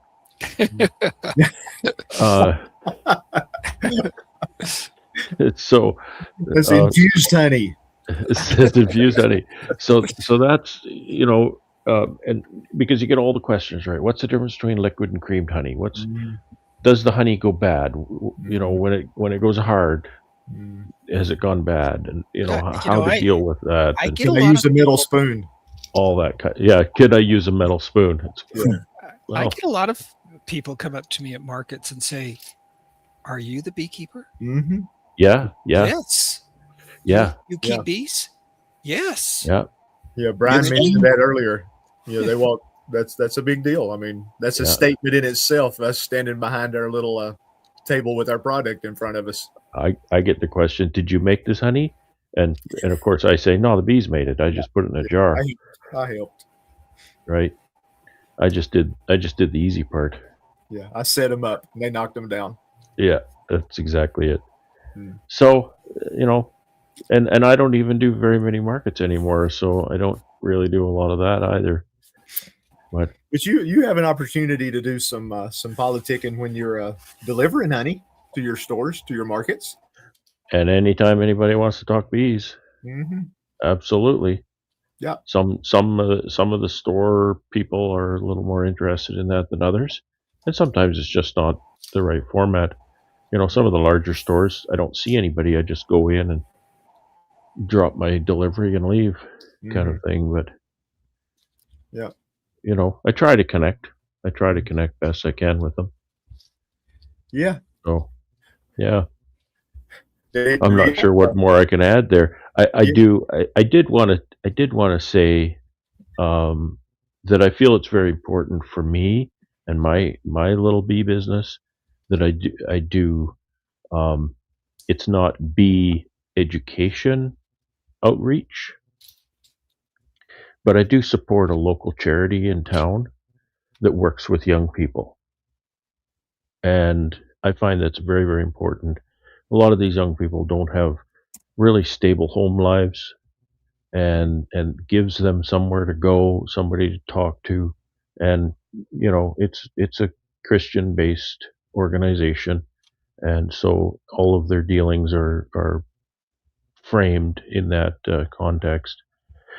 So that's probably the biggest outreach that my little honey business does, is to support that work, and I feel really good about that. They do some fantastic work with these kids. That's awesome. It's awesome. Yeah, Troy, you disappeared, but then you came back. Yeah, I lost my signal for some reason out here in the garage. I'm on an extender, and I got this thing rigged up 7 ways a Sunday. It's that air conditioning. You got it running too cold. It probably is. It probably froze up. See what I did there? Ian in the chat ringing my bell. Okay. Well, this is a pretty good time. We can talk about our giveaway, and then I can fumble around and see if I can make it work. Oh, goody. But let me see if I can do something here and kind of show you what the giveaway is going to be. It's called a bee presentation set. Now, this is these are boards. They're like 12 by 18 that you can actually show all these different things the bees are doing. You got worker bees and queen bees and a beekeeper and hive and cells and emergent bee, all kinds of good stuff that you can present to people. And then on the back of each card, it's actually got cheat notes. So when you're presenting the card, when you're holding the card up in front of your face, you can read on the back of it and cheat and talk about what's on the front of the card. So that's kind of, it's like having built-in cheat notes. Make me look smarter than I really am. Yep. And that's too small. Not going to be able to read. But these are just presentation slides or cards. Like I said, they're 12 inches by 18 inches. They're real nice to work with. They're made real good. And you can use them if I like to use my computer hooked up to a projector, if that's available, because that gives me more options running videos and doing different things, which kids love videos. If you got videos of swarms and the bees in the hive and waggle dances and all that good stuff, kids love the videos. But if you're in a place where you can't use your computer, these presentation slides work really good. They're a high definition, and they're really good pictures with good notes on the back. So it's a set of, what is that, 3, 6, 9, 12, 15, I believe, 15 slides, something like that. So, but that's going to be our giveaway tonight. That's a great prize. I'll give you my email address, and we can make contact, and I can ship them to you. But now here comes the part that I really don't know what I'm doing. So that's going to make it fun. Y'all just need to keep talking while I'm trying to figure this part out. You're up, Tom. I don't know what to say, Brad. I'm being put on the spot. That's first. Yeah. Those, First. yeah, those are nice for just setting up a table or whatever. We do a lot of stuff with the, like I say, state fair. And those cards, it's nice to have a display set up where people can kind of see stuff and ask questions. And so those cards would be really nice. And technology and internet doesn't always work properly. So it's good to have a backup. So let's see. Hey, I'm banging stuff. I don't know. Bang, do anything until I can figure out what I'm doing here. Y'all just bang away. What's she doing? Throwing stuff at you? Well, I think she was gearing up to throw something. I got her some really nice. Hey, that's a good tomato. I got her some really nice pots and pans for Christmas. I spoiled that woman, and I mean they're heavy, you know. She's throwing them at you. For our 15th wedding anniversary, I got my wife a lawnmower. Brad, you know what? You're too much, man. I'm telling you what. That's a swell fella right there, y'all. Well, it's just a push mower. I don't care. You know what? I feel like that's a gift that will keep on giving. It's physical fitness. I mean, it's productivity and the apiary and the properties. I mean, that's a gift that keeps on giving. See, I knew I made the right move. You absolutely did. People were telling me that it wasn't an appropriate gift. No, Okay. they were wrong. So y'all see the little hashtag teach there. Yep. Okay, I haven't blown up anything yet. That's good. That's good. So we'll let this run for a little bit and let the numbers pile up. Yes, And no she matter how asked many for the times you lawnmower. do it, you only get one vote. Oh, and there's Michelle. Talk about me Michelle, getting her. you need to highlight that comment. We folks need to see that one. So, for any of the beautiful ladies in the chat, A fire if you are extinguisher. looking for a thoughtful gift from a man, something that you think that you want, you need to drop hints, for crying out loud, because men are extremely. Oh yeah, no hints. Like, Yes, I mean tell me. we are dense for one. I read a statistic that said men only retain 25% of what they're told by their spouse, and really actually only can recall about 5% of it. What's And I it, told Keith? Melissa, I'm like, that makes a lot of sense. I missed half of what you said. Aha. It's not just my wife.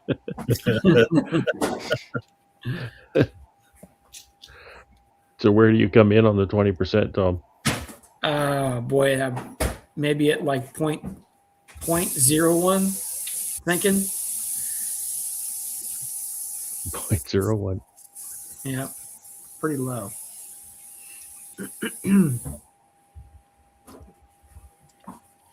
Yeah, Michelle she made that comment about me buying a fire extinguisher for her for Christmas. But then she turns around and turns into Miss Safety whenever I buy the 12-pound boxes of mixed up candy for parades. She goes through and takes all the Tootsie Pops out and says they're safety hazards to throw them off of the half track during the parade. You'll hit somebody. But it's funny because the chocolate ones she leaves in the box, so I guess the chocolate ones aren't as dangerous as the other flavors are. But are those the ones that she enjoys the most? You know, as she's creating a safe environment. Yeah. She just happens to like those better. Take one for the team and eat them yourself. Yeah. On one other note, I do have a little bit in me because these are flowers I got from Melissa when she came back from her little trip from Tennessee. So, you know, I mean, Wow. I did show do those something again. back here. You're so sweet.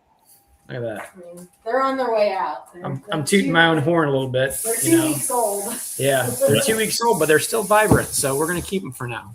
They still smell good.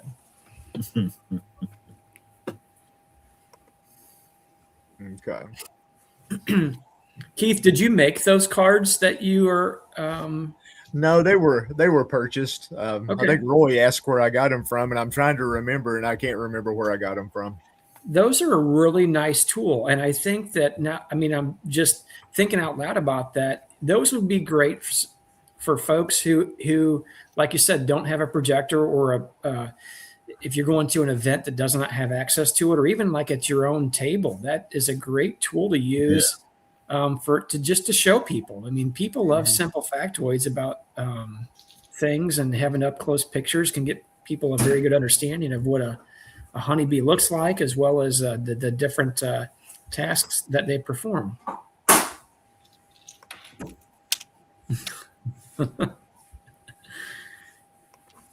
Eric, I'm not really sure how many bees went hungry because I purchased those cut flowers. That's a really good question. I know one person who could probably figure out those numbers, and he's right here in the chat, Mr. Brad from Faith Apiary is there. I bet you he could come up with the good information. I doubt it. I doubt it. I could make some crap up. I'm sure you could. I'd probably buy it too. Okay. Well, I'm going to go ahead and push the button on this thing, if I can figure out what I'm doing, and see if the little wheel comes up. I never got this far before. I'm not sure what'll happen, but here we go. Uncharted territory. There you go. Oh, it's not the wheel. It's that Something's thing. happening. Gosh, I know all those people. It's working. It's Slowing working. down. Hanley's. Hanley's Homestead. Yay. Congratulations. That's a great prize. It is. It really is a great prize. Yeah, that's cool. And congratulations, Keith, for figuring it out. Yeah, you did it. I haven't. Well, there's still time to mess this up. I'm impressed. So I don't know who you got helping you, but they're doing a good job.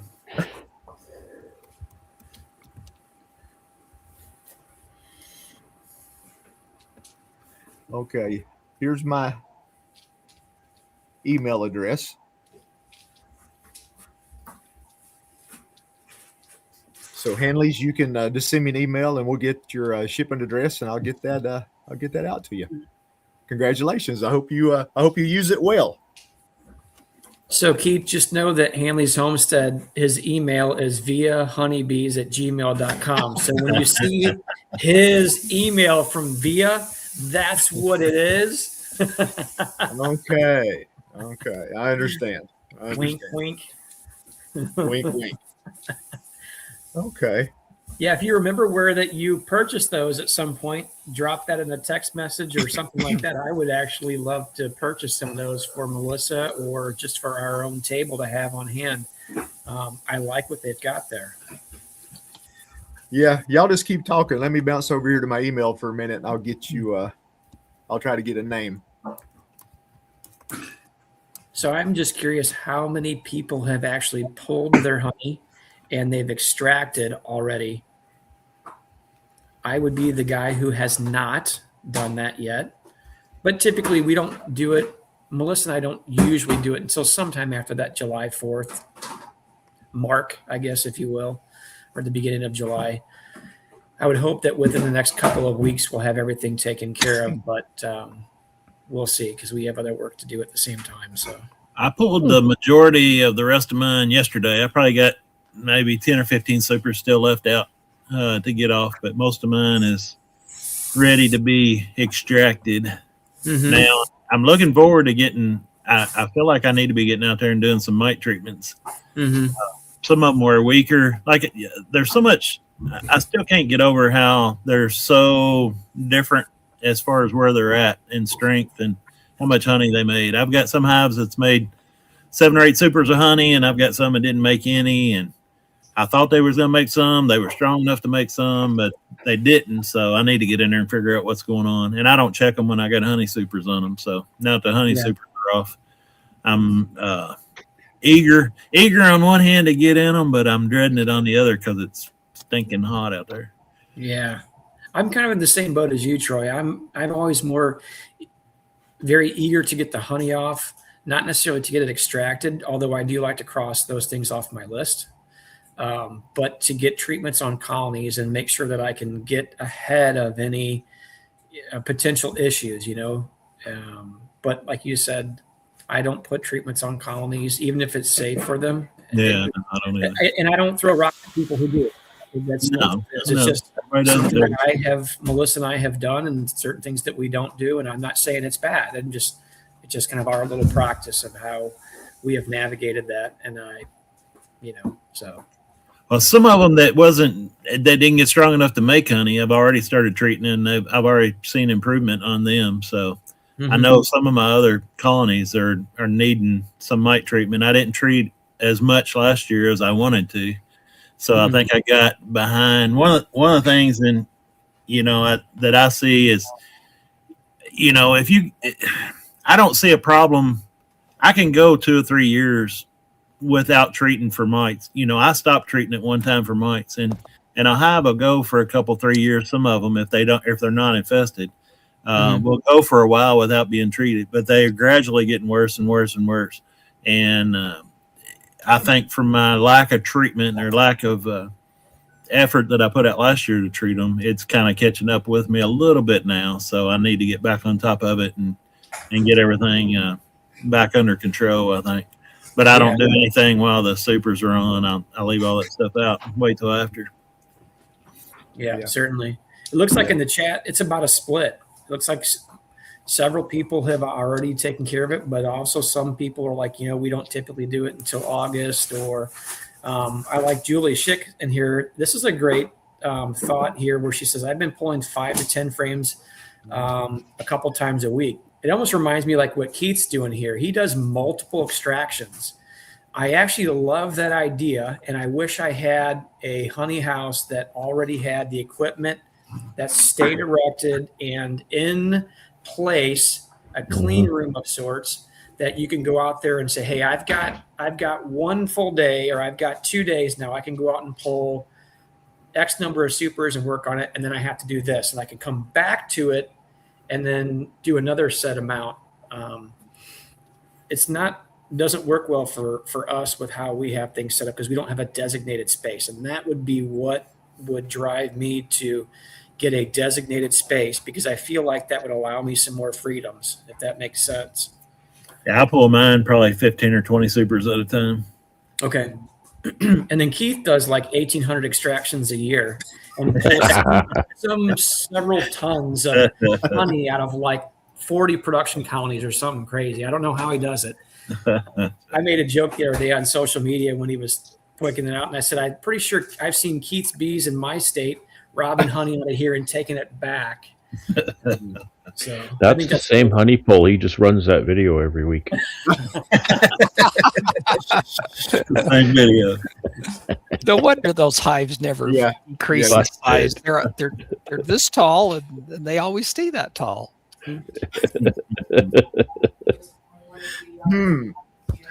For now, to change the subject, right here's the where I got those boards from. Girl Next Door Honey. She has a little store, and that's where I found them at. And that's the web address for it.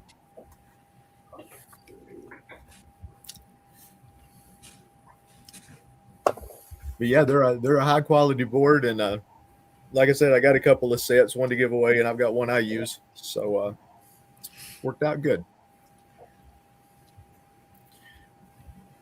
I've been starring some comments that people have been making about what they do in their areas. Joe mentioned hive tours tied to two of our bee yards this year. That's interesting. Then Brian, people come to the booth and ask, "So, how are the bees?" You know, that's what you were talking about, Brad. That personal connection with folks, as far as they've got an interest in your bee yard now.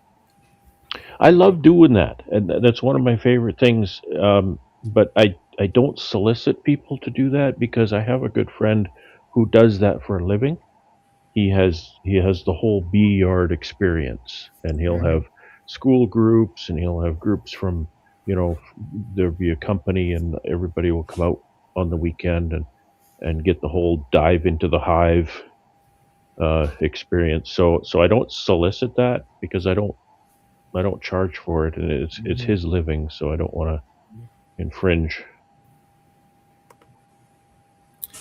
See, Elizabeth, our local beekeepers associations do a lot of community outreach, school and event presentations, honey tastings at the zoo. That's cool. Complete bee booth at the LA County Fair. Nice. Wow. A lot of stuff. Then I tagged Brian's post, pay extra attention to the kids who are interested in bees and honey. That's our future beekeepers. Give them a few more minutes of your time. Let's see, Joe again. Haven't done any classroom settings. That'll be something I need to work into. It's been hive tours, which have gone well. Keith, is there an event in North Carolina where Sam Ramsey is going to be at? Are you familiar with that? Yeah, that's this weekend. Are you going to be there? Yeah. You are? He's going to speak tomorrow and Saturday afternoon, I think at 2:00 each day. We're a little bit jealous of you right now. And I would ask something. Melissa is looking for contact information from him. We would, and I'm sure many people would, and I know his time is very valuable. We would love to get him in St. Louis, of course. And I'm sure most everybody in the chat would probably say the same thing. I'm sure he gets many offers. But if he has some contact information that he's willing to share, it's probably just general information. But right.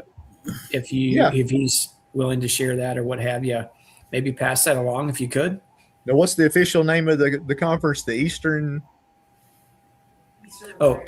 Missouri Beekeepers Association. Yeah, IMBA. Correct. Okay. Yeah. If I can get him cornered, I'll be glad to ask him. But yeah, he's got two different talks. I think both at 2:00, one Friday, one Saturday. Cool. So yeah, I'll be going down there for that. That's cool. Yeah, I'll see what I Melissa can do. actually had mentioned something about, hey, maybe we should do blah blah blah blah blah, and go down to that. I'm like, that would be really cool, and I'd love to do that, but I'm like, we have a lot of work to do. Yeah. Yeah. So, well, that'd be cool. Enjoy that, Keith. Yeah. Yeah. Yeah. I'm looking forward to it. Not too far away. I'm sure I'll see some folks I know. This one's here is interesting from Elizabeth. One of the beekeeping groups I belong to is starting to have a public education at the local baseball games with a partnership with that team. Hmm. Now that's a thinking outside the box. Mm-hmm. The That's batter's box. I see what you did there. Outside the batter's box. I like that.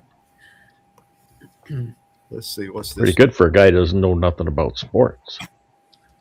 My area needs a program like that for schools. Agriculture is really big Very in good. Virginia. I do little presentations at our local fall festival. Well, those little presentations can turn into bigger ones as you get more comfortable doing it. And other folks, I've had it where, once I've done a few, then people start asking you if you can do, present here, present there. So let's see, Rhonda. Give away the little bears at Halloween. Now the kids always say this is the honey house. That's cool.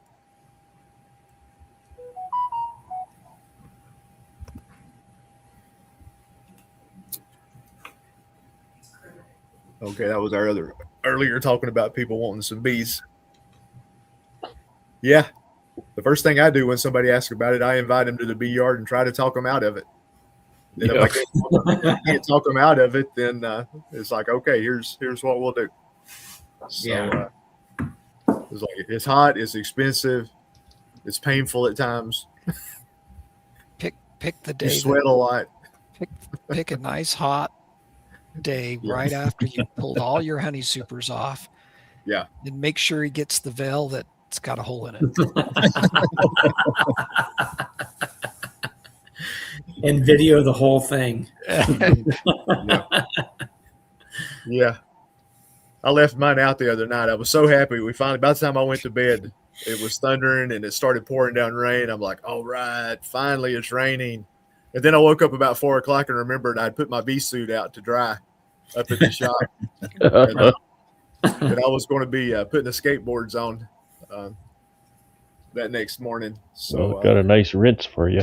Yeah. Thankfully, I had my old backup pullover, so nothing slowed down any. But yeah, getting old. But anyway, so that was the comments that I started. I think it's been a interesting conversation. Hopefully we motivate some folks to get out there and like we said, even the newbie beekeeper, if you've got a hive of bees and you're tending to them and they're strong and healthy and you know how to do an inspection, you can talk to folks about bees. You know more about it than they do. Mm-hmm. And when you start preparing to talk to folks about certain things, you'll learn even more. When you talk to a group, you try to be prepared, and it'll force you to dig in. Like when I had to find a connection between honeybees and dinosaurs. I'd really never gone down that path before. Yeah, but, that's an interesting one. It was pretty interesting. Honeybees evolved from the meat-eating wasps at the time. Mm-hmm. But so yeah, it forces you to learn something else. So there's nothing at all wrong with learning. That's right. Yeah, we hadn't all learned it all yet. So that's what makes it. We've talked about that before. That's what makes it fun. If it was easy, everybody would do it. How would you say that, Keith? Honeybees are the vegans of the Hymenoptera classification? That's a big word. I'm not sure. I should say genus. Genus. Hymenoptera. Yeah. Now, all the Latin that I ever learned, I learned it off the Roadrunner coyote. Like Spedius Maximus and Edius anythingus, or that's the only Latin that I learned. That's good stuff. And I learned all my French on the back of a breakfast cereal box. Yeah, back when that was our the best entertainment we had in the morning at breakfast was the back of the cereal box. Reading the cereal box. Yeah, yeah. Kids, But I got to read it, and because it was English on one side and French on the other, so it was like you could just translate, right? You could learn certain French things on the cereal box. How cool. Interesting. So that's all the French I know. Flacon du mai. That's all I got. That. Well, it's about, what is it, 10:30? Okay, so we've been talking a couple hours. I think it's been a interesting evening. We took a few tangents, but that's fine. That's Lord, that's what beekeeping's all about. You got a plan, and you get into the hive, and it's like, well, this ain't going to work. Yeah, that's one of the first things I learned as a beekeeper. You make a plan, you go to the bee yard, and make a new plan. Yeah, that's right. Yeah. Be ready. Weigh your options. I think I think I've mentioned that before. I think that's what a seasoned beekeeper has over a newbie. As soon as you see something, it just immediately options pop in your head. I could do this or this or this, and I've got that hive over there. I could do something. I could do that, So you just got more options. So, not to say they're all right, but they're options. That's right. I did that today. Thought I was dropping a queen cell in a hive and ended up pulling out 3 frames with queen cells on them. Oh boy. We beat you to it. They were ahead of you. They were ahead of me. So I made nukes. You gotta love it. There you go. Change the gears and make a lemonade out of lemons. That's right. So, but folks over in the chat, I do appreciate you being in here tonight. All the great comments that you had and hanging with us all these Thursday night chats. We do appreciate it. And the folks in the panel, I do appreciate y'all popping in and adding your great commentary and wisdom to our chats on all these little topics that I throw out. I think it's very interesting. I learn something every week. So I appreciate y'all being in here. Yep. So with that, we'll sign off, folks. I look forward to next week. I hope y'all have a good weekend and a good week, and it's not so hot. And if you need rain, you get rain. And if you're like Troy and don't need no more rain, the creek don't get out. But wind don't blow and the creek don't rise. I'm gonna call you if I get flooded in. There you go. But we will see y'all later. Y'all have a good week, and thank you very much. Night, everybody. See y'all. Good night. Well, that was fun, and that's a wrap. I appreciate y'all being here. I look forward to next week. Thanks to all the guests I had on my panel tonight, and thanks to all y'all for being here. We'll see you next week. Take care.